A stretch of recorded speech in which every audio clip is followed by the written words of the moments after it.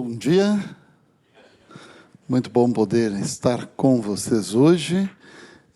Eu estive aqui para falar na inauguração e depois, nas férias, estive aqui também um sábado, aí para as poucas oportunidades que tenho, sentar junto da minha família e poder adorar ao Senhor.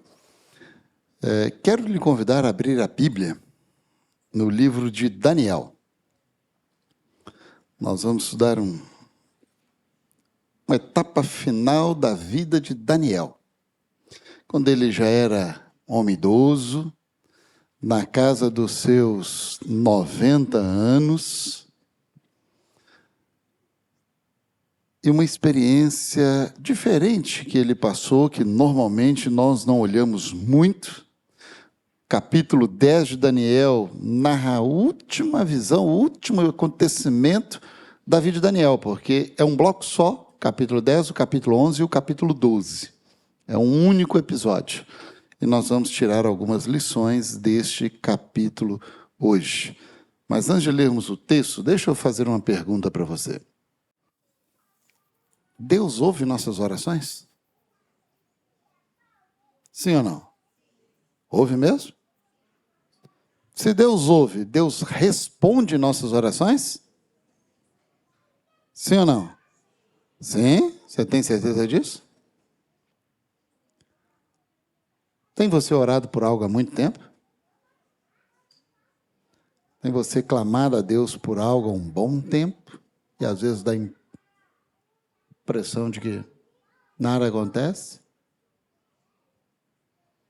Já teve a impressão que Deus se esqueceu de você em meio às suas lutas, seus clamores? Nós vamos estudar sobre isso hoje. Vamos ver se Deus de fato responde nossas orações. E se Ele responde, porque às vezes parece que nada está acontecendo. Verso 1 de Daniel 10. Terceiro ano de Ciro, rei da Pérsia. Foi revelada uma palavra a Daniel, cujo nome é Beltesazar. A palavra era verdadeira e envolvia grande conflito. Ele entendeu a palavra e teve a inteligência da visão. Esse verso traz o contexto do que nós vamos estudar. E a despeito de não estar claro aqui no verso, ele revela o que de fato estava acontecendo. Era o terceiro ano do governo de Ciro.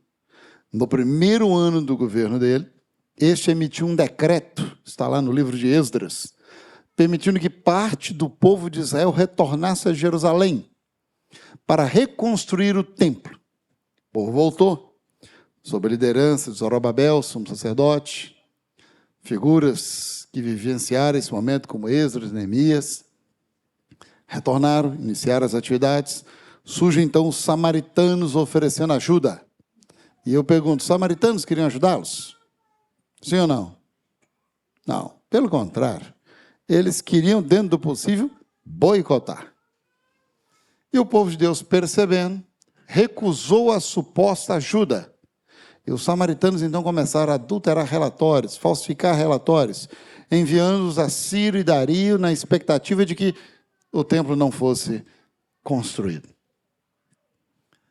Daniel ficou sabendo da situação. Daniel, como mencionei, já era um homem idoso aqui na casa dos seus 90 anos.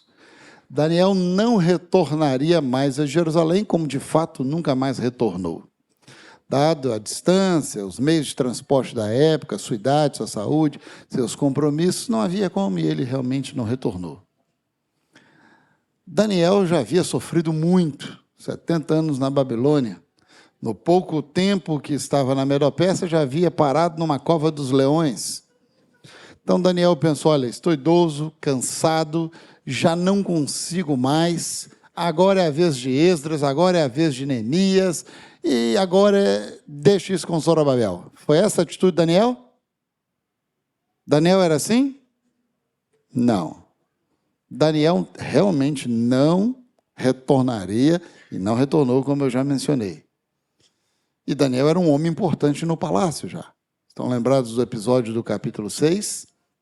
Em que é dito que 3 homens foram escolhidos como presidentes, Daniel era um deles, para ajudar a governar a nação debaixo de Ciro e Dario. com a ajuda de 120 sátrapas, espécies de governadores, mas armaram uma cilada para Daniel, os 2 presidentes, os outros 2, e alguns destes sátrapas, e Daniel foi parar onde? Na cova dos leões. Mas foi devorado? Não. Quem é que acabou sendo devorado?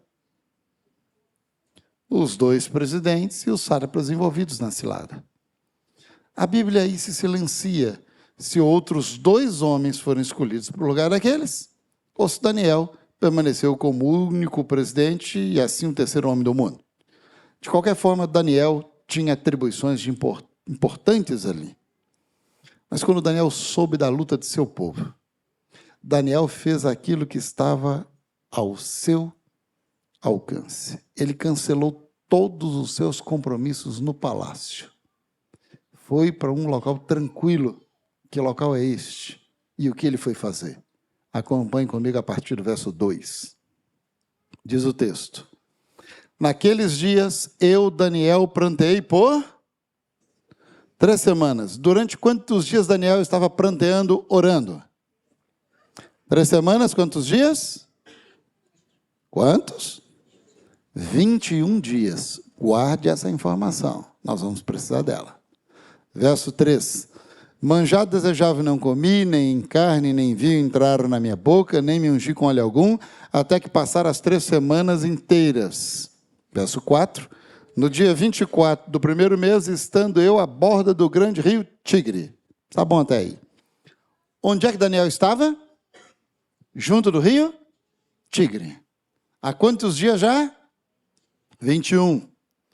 Daniel, quando soube da luta do seu povo, cancelou todos os seus compromissos e foi para um local tranquilo, onde não pudesse ser interrompido, para se dedicar única e exclusivamente a orar intercessoramente e a jejuar parcialmente pelo povo de Deus.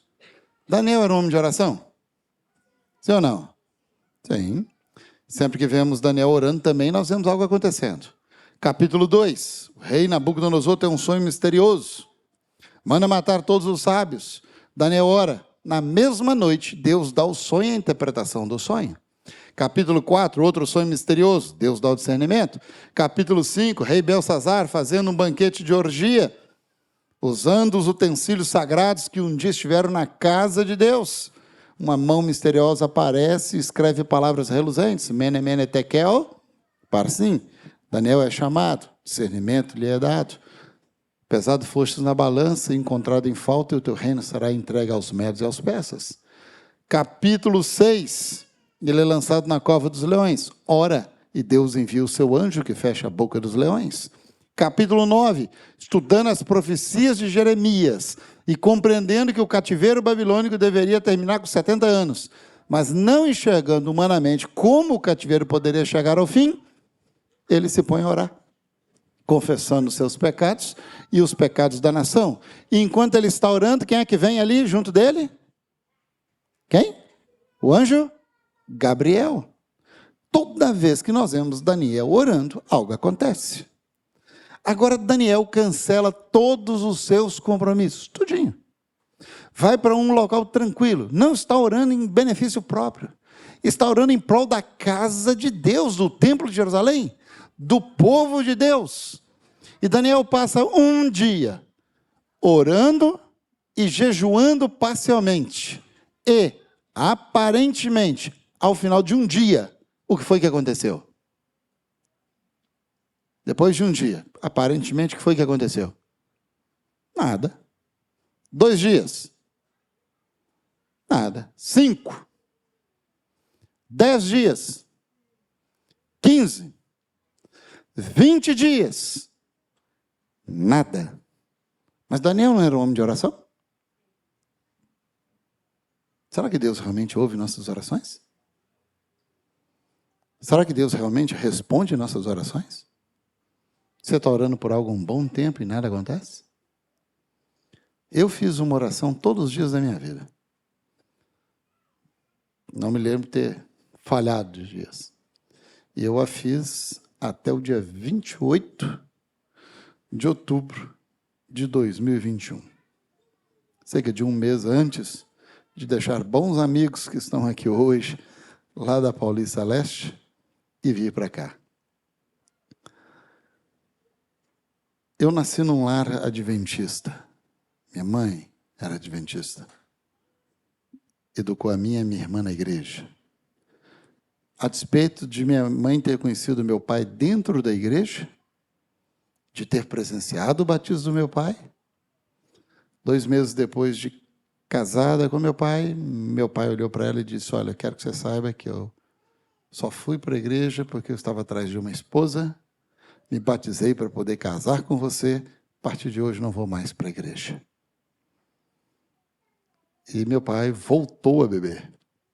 Ele começou aos 15, parou um pouco ali para dar uma enroladinha básica na minha mãe e retornou depois. Eu cresci tendo um pai alcoólatra. Eu vi meu pai bêbado todos os finais de semana, sexta, sábado, domingo, da minha infância, adolescência e início de juventude. Eu nasci no Rio. Minha mãe trabalhava no nosso hospital, Hospital Silvestre. Quando nasceu a minha irmã, minha mãe resolveu parar de trabalhar para se dedicar a nos educar. Pouco depois, resolveram ir para o interior de Minas, onde eu cresci. Ao ir para lá, minha mãe resolveu comprar uma máquina de tricô para, enquanto nos criava, ganhar algum dinheiro fazendo cachecol, luva, meia, casacos, etc. de lã. Ela vendia bem, tirava boas encomendas, e meu pai pegava todo o dinheiro dela, todo, rapava o tacho. Dizia que era para assegurar de que ela não devolveria dízimo e nem compraria materiais da igreja. A meu pai trabalhava. E minha mãe acabava conseguindo algumas encomendas que meu pai não ficava sabendo. E ela mantinha essas encomendas bem escondidinhas. Eu me recordo disso porque ela conversava comigo, com a minha irmã, e pedia: olha, não conta para o teu pai dessa encomenda. E ela guardava esse dinheirinho dessas encomendas que ele não sabia o ano inteiro, para fazer 2 coisas. Ela devolvia o dízimo de tudo o que ela havia vendido, mesmo não tendo ficado com dinheiro. E depois disso, ela comprava materiais da igreja para a gente. Assinava a lição da escola sabatina. Eu sempre tive a literatura da igreja. Sempre. Às vezes comprava alguns volumes das belas histórias da Bíblia. E teve ano até de eu ter nosso amiguinho. Não era sempre, mas de vez em quando eu tinha. E quem já teve, talvez vai entender. Quando chegava nosso amiguinho, minha mãe primeira tinha que administrar um possível assassinato. Porque eu e minha irmã quase nos matávamos por aquela revistinha. Depois disso resolvido, nós devorávamos a revistinha em 1, 2 dias e passávamos outros 28, 29 aguardando a próxima edição. Quando eu completei 8 anos, minha mãe tinha completado as belas histórias da Bíblia. E ela me desafiou: filho, você já está crescidinho, já lê, está na hora de você fazer o teu ano bíblico. Vamos fazer esse ano nas belas histórias? E com 8 anos eu li a coleção toda, volume 1 ao volume 10, histórias do Gênesis ao Apocalipse. Aos 9 anos ela apertou mais. Filho, você já leu as belas histórias? Está na hora de ler a Bíblia. Vamos para o ano bíblico, seu primeiro na Bíblia. E aos 9 anos eu fiz o meu primeiro ano bíblico e li meus 2 primeiros livros no Espírito de Profecia. Vida e Ensinos e Primeiros Escritos. Eu louvo a Deus pela dedicação da minha mãe, a minha irmã. Eu aqui estou hoje, minha irmã é anciã, de igreja, no NASP, São Paulo. Ambos dedicamos a vida a Deus. E muito disso eu devo à minha mãe. Mas você pode pensar: mas peraí, pastor, se teu pai proibia atualmente comprar materiais da igreja, ele não via esse montoeiro de coisa lá, não? Via. E faleceu ano retrasado minha tia, que era esposa de pastor. E meu pai achava que minha tia, irmã da minha mãe, enviava essas coisas para a gente. E, de fato, ela já nos presenteou até com a assinatura do nosso amiguinho. Mas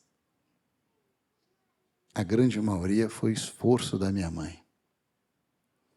Tem 8 anos que eu assino a lição da escola sabatina para minha mãe. Eu não sei por que eu demorei tanto para começar a assinar para ela. Porque é muito mais fácil para mim assinar a lição para ela do que foi para ela ter assinado para mim. Mas meu pai proibia uma outra coisa. Meu pai proibia minha mãe de nos levar para a igreja. Na verdade, naquela época não havia um templo na cidade que eu morava, mas haviam famílias da igreja que se reuniam em lares e meu pai proibia. Mas meu pai tinha um hábito, ele pescava todos os sábados. Ele saía cedinho e só voltava à noite.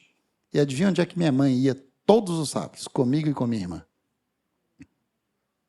Para a igreja, para o culto. Mas um dia, eu era novo, não sei o que foi que aconteceu, furou a pescaria. E meu pai voltou mais cedo. E se deparou com minha mãe, comigo e minha irmã, todos arrumadinhos de igreja. Eu recordo de ver a briga do meu pai com minha mãe.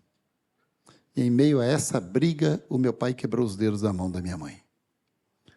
Porque ela havia nos levado à igreja. Eu me lembro, eu não sei se eu tinha 6, 7 anos, eu era bem novo, mas me lembro de sentar nas escadas, no quintal de casa e chorar. Chorar e orar a Deus, pedindo que transformasse a vida do meu pai. Essa oração eu já fazia há algum tempo, eu não lembro a idade que eu tinha quando eu comecei a orar pelo meu pai. E eu orei todos os dias da minha vida, até 28 de outubro de 2021.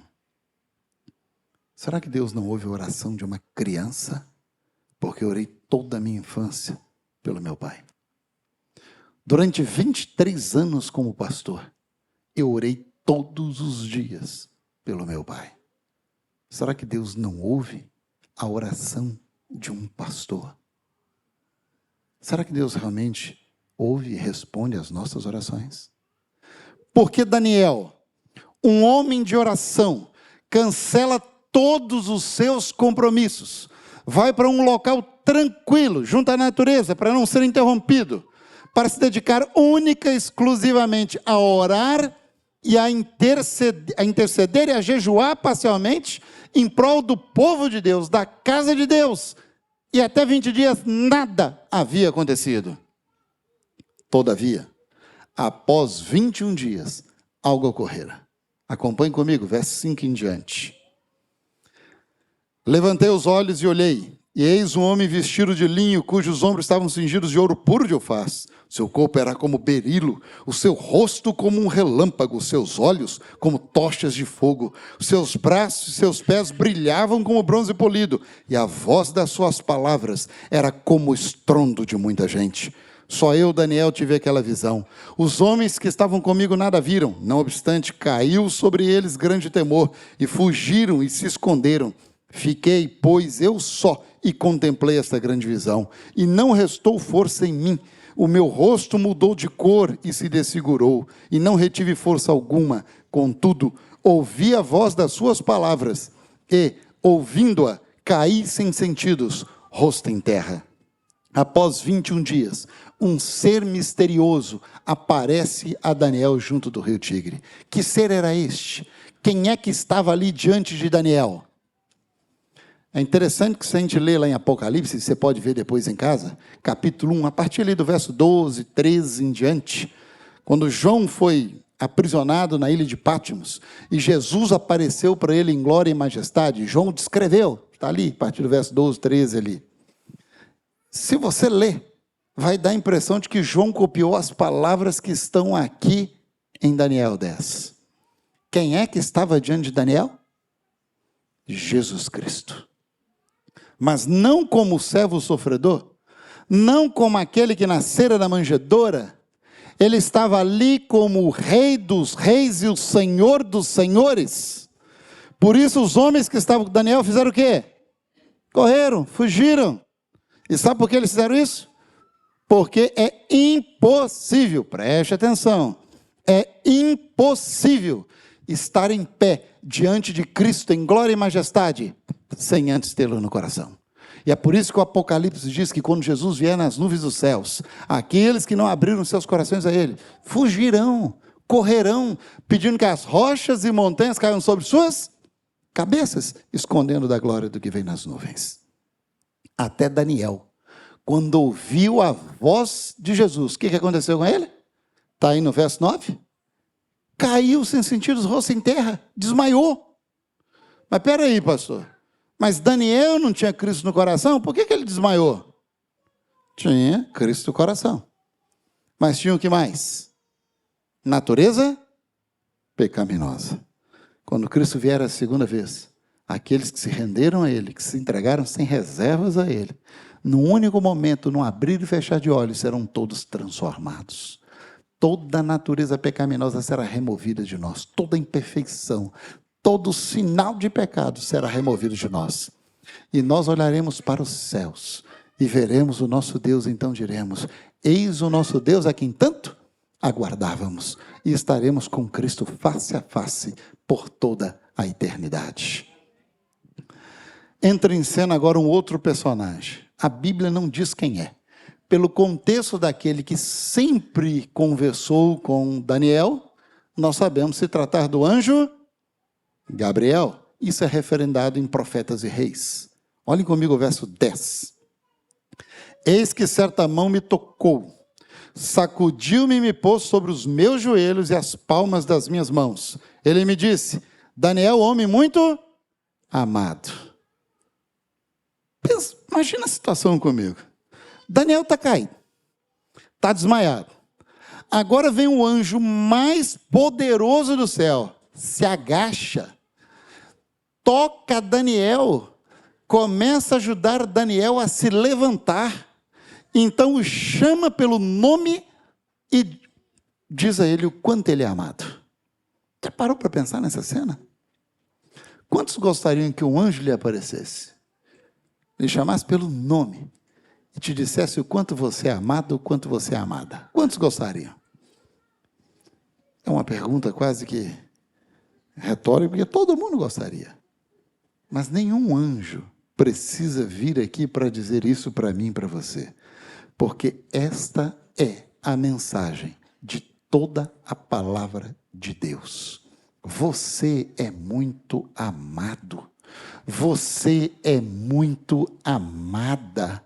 Essa é a mensagem de toda a palavra do Senhor. Bom, o anjo não para por aí. E eu espero que você esteja bem acomodadinho aí. Se assenta aí direitinho. Porque agora o negócio começa a sacudir. Olha o que o anjo diz a Daniel. Verso 12. Então me disse: não temas, Daniel, porque desde o... que dia? Primeiro dia que aplicaste o coração a compreender e humilhar-te perante o teu Deus, foram ouvidas as tuas palavras, e por causa das tuas palavras é que eu vim. Quando é que a oração de Daniel foi ouvida e respondida? No primeiro dia, no exato momento que você fecha os teus olhos, no exato momento que você dobra os teus joelhos, Deus ouve a sua oração e Ele a responde. Espera aí, pastor, se Deus ouve e responde, então, pastor, eu acho que Deus esqueceu de mim. Pastor, o senhor não sabe o que eu tenho enfrentado, o senhor não faz ideia do que eu tenho passado e como eu tenho lutado com Deus, o quanto eu tenho clamado, e pastor, nada acontece. Se Deus ouve e responde desde que a gente começa a orar, então acho que Deus esqueceu de mim, pastor. E o teu pai, pastor? E aí? O senhor falou que orou a vida toda por ele. E aí? Nós costumamos dizer que Deus responde nossas orações de 3 maneiras. Quais são? Me ajudem. Sim. Como é que é? Não. Deus diz não para os seus filhos? Isso é sério? Deus é malvado assim? Deixa eu fazer outra pergunta. Quantos aqui são pais? São pais, pai ou mãe? Deixa eu ver as mãos. Baixa as mãos. Agora preste atenção na pergunta que eu vou fazer, porque senão eu vou ser tentado a achar que você está mentindo. Então preste atenção. Quantos aqui que são pai ou mãe? Nunca, nunquinha, nem uma única vez sequer nessa vida disse um não para um filho ou uma filha? Levante a mão. Não acredito nisso. Só tem pai e mãe malvado nessa igreja? É sério que vocês ficam dizendo não para os filhos de vocês? Olha as crianças. Seu pai e sua mãe dizem não para vocês? Uma está ali, ó. Por que a gente diz não para os filhos? Porque ama, né? Eu tenho 2, já crescidinhos. O mais velho fez 29 anos, mês passado. A mais nova, daqui 2 meses e pouquinho, fará 27. Os dois escutam não de mim até hoje. E especialmente a mais nova, porque eu pago as contas dela. E como eu pago as contas, ela ouve não com uma certa frequência. O mais velho, como ele já se vira, paga as contas dele, ouve menos não. Mas ainda assim, de vez em quando, ele ouve não da minha parte. Eu não recordo o primeiro não que eu tenha dado para os filhos, mas eu recordo de um episódio que marcou. Até porque minha esposa também chorou muito. Nós tivemos os dois enquanto eu cursava teologia. Eles são apressadinhos, vieram antes da hora. A gente planejava que eles viessem ali com uns 4, 5 anos de formado, já trabalhando, mas vieram enquanto eu cursava teologia, e nós cursamos teologia, minha esposa, com muita luta. Dormimos no chão, quando eu digo no chão, entendam chão, nós não tínhamos nem colchão, dormíamos em cima de 2 cobertores com um lençol, e dentro de casa só tínhamos um fogão e uma botija de gás. Passamos o primeiro semestre do curso de teologia dessa forma. E eu orava a Deus, o que viesse seria muito bem-vindo, muito louvado o Senhor por isso, mas meu sonho era ter um casal, e Deus nos deu um casal. E se eu pudesse escolher, seria o filho mais velho, e o filho veio primeiro. Mas eles vieram antes da hora. Meu filho é um comprimido esquecido. Um único comprimido que minha esposa esqueceu de tomar, puf, veio. Aí, como ela esquecia e eu também não lembrava para ajudá-la, falei, vamos usar preservativo. Primeirinho e único que estourou, nasceu minha filha. Então, até meus filhos brincam, vocês não me queriam, eu sou um preservativo estourado. Eu brinco, nós queríamos muito, minha filha, você só é muito agoniada e apressada, era para você esperar uns 4, 5 anos. Enfim, meu filho foi crescendo, eu naquela luta. Pastor vive de ler, principal fonte de leitura de um pastor, e deve ser de todos nós, é a palavra de Deus. Mas a gente lê muito, você precisa. Tem como ser um pastor sem ler? E aí, na luta para pagar colégio, sustentar a família, filho nasceu, adquirir livros, não é algo muito fácil. E aí, uma estantezinha, já tínhamos uma estante a essa altura, com alguns livros, meu filho encafifou com meus livros. Começou a rasgar meus livros. E eu falava com ele, filho, não. Ser livro do papai, trabalho, não. Ele ora andava, ora engatinhava. E aí, quando você tem filho, você descobre, se existir alguma dúvida, você descobre que a Bíblia é a pura verdade. Em pecado me concebeu a minha mãe, porque os danados já nascem miseravelmente pecadores. Porque ele ia para junto dos livros, e eu dizia, filho, não, é o livro do papai, é meu trabalho, se você rasgar, você vai apanhar. E ele esticava a mão para pegar o livro com aquela carinha de pecador miserável. Antes de pecar, olhava para mim. E eu dizia, não, livro do papai, trabalho, e ele de novo com a mãozinha. Aí foi lá e rasgou. Quando ele rasgou, rapaz, eu cheguei lá. E pá, tum, um tapa no bumbum dele, esses 4 dedos ficaram marcadinhos no bumbum dele lá. Ele danou a chorar. Minha esposa, do outro lado da sala, danou a chorar também. Mas ele aprendeu, nunca mais rasgou um livro meu. Hoje eu acho que eu nem poderia fazer mais isso, né? Mas eu faria do mesmo jeito, seria preso, mas faria. Bom, depois veio minha filha. Minha filha, acredita que encafifou com meus livros também? Só que eu acho que na cabecinha dela pensou assim, esse negócio de rasgar é coisa do meu irmão, preciso ser original. Que ela não rasgava, ela rabiscava tudo. E esses eu mostro para ela de vez em quando. Quando eu vou reler algum livro da época lá que ela rabiscou, filha, vem cá, dá uma olhadinha aqui na tua obra de arte, até hoje dá trabalho ver a letra que está aqui debaixo. Mas meu filho cismou também com buraco de tomada. Isso eu achava que era piada até ter tido meu filho. Meu filho foi espoleta, meu filho dava trabalho. Na igreja eu tinha que tomar um cuidado, eu ali como pastor, pastoreando, e meu filho para lá e para cá, não parava. Hoje ele é pastor também. Eu falo, filho, tomara que você pastoreie umas igrejas cheias de criança atentada. Que corram para baixo, para cima, que te atrapalhe pregar, que façam uma bagunça, que é para você pagar tudo que você já fez comigo. Bom, eu devo ter tirado ele um punhado de vezes junto da tomada, mas já não aguentava mais. Um dia eu pensei, quer saber de uma coisa? Deixa ele enfiar o dedo nessa tomada. Pode não dar em nada, mas tomara que tenha um fio descascado lá dentro, que esteja meio solto, que na hora que ele enfiar o dedo, leve um choque, que aí eu quero ver se ele me perturba mais com essas ideias. Só que eu nunca tive coragem de deixar ele colocar o dedo.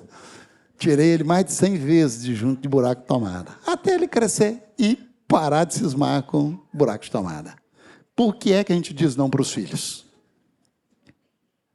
Porque a gente ama, não quer que eles se machuquem, a gente tem mais experiência de vida, sabe mais das coisas, e se a gente pudesse, a gente colocava um filho dentro de uma bolha e protegia de tudo. Quem sabe mais das coisas, Deus ou nós? E Deus nos diz não, porque Ele sabe que nós, às vezes, estamos pedindo para enfiar o dedo na tomada. Está tudo desencapado lá, está bem ali na pontinha e vai machucar. Sim, não. E terceiro? Espera um pouco. Tudo certo. Só que existe um fator. E você conhece este fator e sabe dele, e eu também. Só que, comumente, nós nos esquecemos deste fator. Que afeta o todo. Como assim, pastor? Afeta o sim ou não e o espera um pouco. Como assim, pastor? Pelo menos ao nosso olhar, afeta tudo. Não estou entendendo, mas você vai entender agora. Se acomoda aí, se assenta direitinho aí. Porque agora, Deus vai abrir diante dos teus olhos o véu, a cortina, que separa o mundo visível do mundo invisível. Com o verso 12 em mente, nós vamos relê-lo. E aí começaremos o verso 13. Então me disse, verso 12, não temas, Daniel, porque desde o primeiro dia em que aplicaste o coração a compreender e humilhar-te perante teu Deus, foram ouvidas as tuas palavras, e por causa das tuas palavras é que eu vim. Mas, verso 13, o príncipe do reino da Pérsia, para aí, vamos entender. Quem é o príncipe do reino da Pérsia? Satanás. É simples de entender. Quem é o príncipe deste presente século? Satanás, Efésios 2:2, Efésios 6:12. E qual era o império que dominava o mundo na época? Medo-Pérsia. Quem é o príncipe do reino da Pérsia? Satanás. Olha o que o anjo Gabriel está dizendo para Daniel. Daniel, quando você começou a orar, Deus me enviou. Eu vim por causa da sua oração. Mas Satanás, príncipe do reino da Pérsia, olha mais um pedacinho do verso 13 aí. Me resistiu por... Quantos? 21 dias. Há quantos dias Daniel estava orando? 21 dias. Entendeu? Conseguiu compreender? No exato momento que Daniel começou a orar, Deus respondeu a oração de Daniel e enviou o anjo mais poderoso do céu para trabalhar com Ciro, para que o templo de Jerusalém fosse reconstruído. Mas eu te pergunto, Satanás queria ver a casa de Deus, o templo de Jerusalém reconstruído? Não. E essa tarefa ele não confiou a nenhum dos seus demônios. Ele foi em pessoa. E uma verdadeira batalha começou a ser travada junto de Ciro. De um lado, Lúcifer, aquele que um dia ocupara o primeiro lugar na corte angelical, mas se rebelara contra Deus, seu caráter, e for expulso do céu. Do outro lado, Gabriel, aquele que assumira o lugar que fora deixado por Lúcifer. Parece até aqueles desenhos animados. De um lado, um anjinho, do outro lado, um capetinha. Eu e você vivemos em meio a um grande conflito. Quando você clama a Deus, quando você ora pelo seu casamento, pelos seus filhos, pelo seu trabalho, por sua vida espiritual, não importa. Deus ouve a sua oração, Deus responde a sua oração, Ele envia anjos poderosos. Mas Satanás não quer ver a sua alegria, não quer ver você caminhando com Jesus. E ele também envia os seus anjos. Eu e você vivemos em meio a um grande conflito. Mas eu te pergunto, Daniel parou de orar? Não. Ele continuou orando, continuou orando, continuou orando. Eu fico imaginando se Daniel tivesse parado de orar com 10 dias. Eu duvido que era só Daniel que estava orando pela reconstrução do templo. E eu tenho certeza que o templo seria reconstruído. Mas a história de Daniel teria sido diferente se ele tivesse parado de orar. Mas ele não parou de orar. E o verso 13 continua. E diz o seguinte, porém, Miguel, quem é Miguel? Jesus Cristo, Daniel 12:1, Judas 9, Apocalipse 12. um dos primeiros príncipes, veio para ajudar-me. E eu obtive vitória sobre os reis da Pérsia. Depois de 21 dias, o próprio Cristo veio. E aqui agora é minha imaginação. Fica claro, é minha imaginação. Depois de 21 dias, Daniel orando, jejuando parcialmente. Deus, o Pai, se ergue do seu trono e diz: basta, Satanás. Meu servo Daniel continua orando. Vá, meu filho, vá e responda a oração do meu servo Daniel. E Cristo Jesus se ergue do seu trono. E ele que é filho só no plano da salvação, porque ele é Deus todo-poderoso como Pai, vem e contra Cristo em glória e majestade. Ah, querido, não existe principado e potestade, não há Satanás que possa. E nós conhecemos a história. Não apenas o decreto foi mantido, como outros 2 decretos foram assinados. E o templo de Jerusalém foi reconstruído, a cidade foi reedificada, as muralhas foram reerguidas. Em lutas e provas, sim, porque Satanás não desiste nunca. Mas a vitória foi garantida. E Jesus então aparece a Daniel junto do rio Tigre, como que dizendo: Daniel, está tudo sob controle. A vitória é certa, vai para casa. Vai descansar. E o anjo chega para Daniel e dá essa mensagem para ele: a vitória está garantida, Jesus veio para me ajudar, pode ir para casa. Só que o anjo fez mais, e o tempo não permite. O anjo foi, se continuasse o episódio, só acaba no final do capítulo 12, é um bloco só. O anjo adentrou o futuro, ele entrou no Império Grego, de Alexandre o Grande, ele entrou no Império Romano, ele entrou na Europa dividida, e o anjo foi avançando, até que ele chegou em Sorocaba, em Campolim, porque a mensagem que foi dada para Daniel naquele dia é a mensagem para mim e para você. A vitória é certa. Não importa qual luta você esteja enfrentando, não desista. A vitória é certa. Será que nós confiamos? Porque o anjo foi além. No capítulo 12, ele passou os nossos dias. Ele chegou aos dias em que Miguel se levantará de seu trono pela última vez e virá para buscar a mim e a você. Confia você em Deus? Está você disposto, está você disposta a continuar, a usar as armas que Deus te concedeu? Entende que você vive em meio a um grande conflito, mas que se confiarmos e avançarmos usando as armas que Deus nos deu, a vitória nos está assegurada por Cristo Jesus. É nessa certeza que nós podemos avançar. Eu quero concluir lendo o último verso do livro de Daniel, o verso 13 do capítulo 12. Daniel começou a ficar confuso, porque ele adentrou o futuro. O anjo queria deixar um recado para nós também. E aí, depois de dizer tudo, o anjo diz as palavras que estão no verso 13 de Daniel 12 para Daniel. Diz assim: tu, porém, dá para acrescentar o nome de Daniel aí. Daniel, segue o teu caminho até ao fim. Daniel, vai para casa. Eu sei que você ficou agora um pouco confuso. Você não vai ver essas coisas acontecendo. Eu estou deixando uma mensagem para os que virão depois de ti. Vai para casa, Daniel. Segue tua vida até o fim. Pois descansarás. Você vai morrer, Daniel. Você não vai ver essas coisas acontecendo. Porque você vai morrer.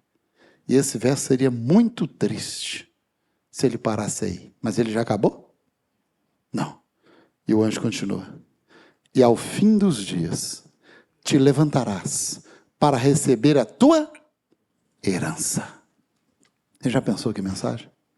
Daniel, hoje você ouviu a voz de Miguel e desmaiou. Mas naquele dia, Daniel, você ouvirá novamente a voz poderosa e melodiosa de Miguel. E ele dirá: despertai, despertai vós que dormi no pó. E você ressurgirá, Daniel, perfeito, para receber a tua herança nos méritos de Cristo Jesus. Essa mensagem dada a Daniel é a mensagem para mim e para você. A vitória é certa. E em breve nos apossaremos completamente dela. Portanto, não desista. Em meio às suas lutas, em meio às provas, não desista. Use as armas que Deus te deu. Não para de orar.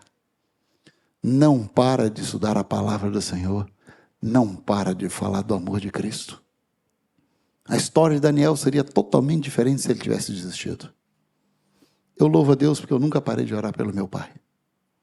Minha mãe também não, minha irmã também não. Seus últimos 7 anos de vida, meu pai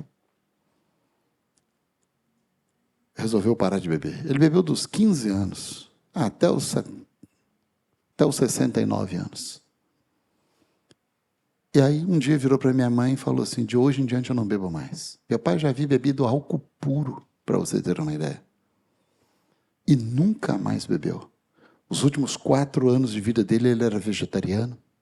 Ele fazia os cultos com a minha mãe. Minha mãe tem as 2 bacias quebradas. Todo sábado ele ligava a Novo Tempo, preparava tudo, café da manhã para ela, e dizia, Cleide, se você puder ir para a igreja hoje, conseguir, tá tudo certo, eu te levo. Se não der, Novo Tempo está ligado, de jejum preparado, está tudo certinho. Toda manhã minha mãe estudava com ele lição da escola sabatina e meditação matinal. Quando ele morreu, e eu falei que eu orei por ele até dia 28 de outubro, de 2021, cerca de um mês antes de vir aqui para Apso, porque foi o dia que ele descansou. Chegou para passar 3 meses na minha casa, com muitas dores nas costas. Eu descarreguei o carro para ele, que meu pai tinha uma mania estranha. Onde ele ia, levava um frigobar e a televisão dele. Ele chegava com um carro bem cheio. E era o Up que eu uso hoje, vermelho. Deitava o banco de trás, tacava a TV, tacava o frigobar e chegava lá em casa como se fosse morar lá e não ficar só 3 meses. Muitas dores nas costas, eu descarreguei o carro para ele, depois entrei em contato com a minha irmã, porque não melhorava, para ela ver uns exames para ele. Minha irmã trabalha em um hospital.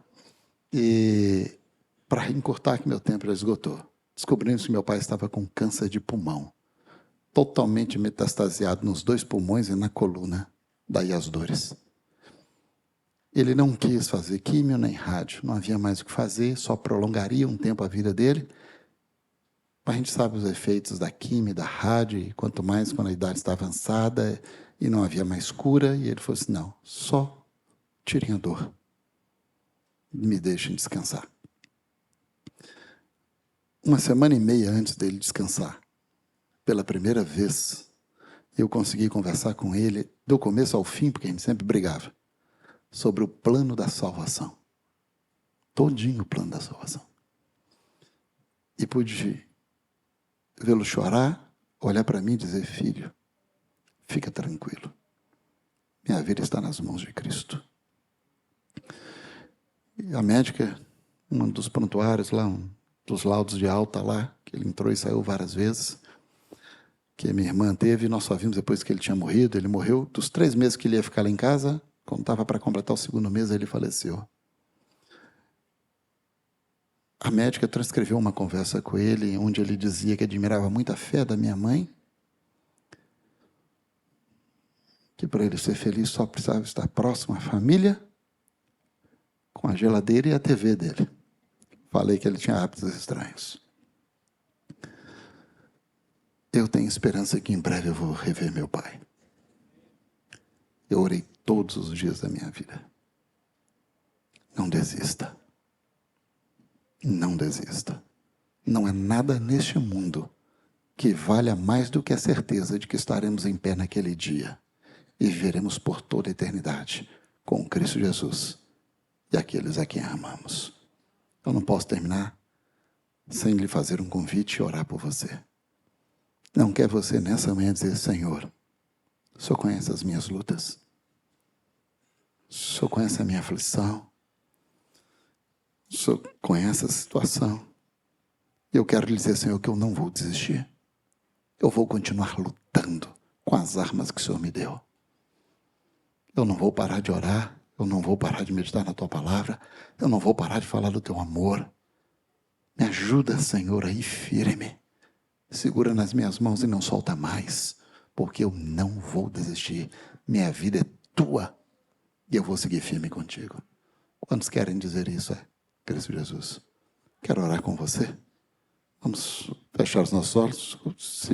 Como estamos? Podemos fechar os olhos e orar a Deus. Pai querido, Deus amorável, obrigado porque o Senhor ouve as nossas orações. Obrigado porque o Senhor responde às nossas preces. Senhor, nós somos tão fracos, tão falhos, tão limitados. Tem misericórdia de nós. Senhor, Tu conheces cada um que aqui se encontra, suas lutas, o milagre cada qual necessita. E nós te clamamos neste momento, Senhor, opera este milagre para a honra e glória do Teu nome. Senhor, nós não queremos desistir. Nós vamos continuar lutando, firmes com as armas que o Senhor nos deu. Não nos desampare. Que Teus santos anjos sempre estejam conosco. E que em meio às trevas, em meio às chamas, em meio ao mar revoltoso das provações, nós sempre tenhamos a visão da Tua companhia conosco e de que a vitória é certa e que em breve nos apossaremos completamente dela. É nessa certeza que nós oramos, com humildade, mas no doce, amorável e poderoso nome de Jesus. Amém, Senhor.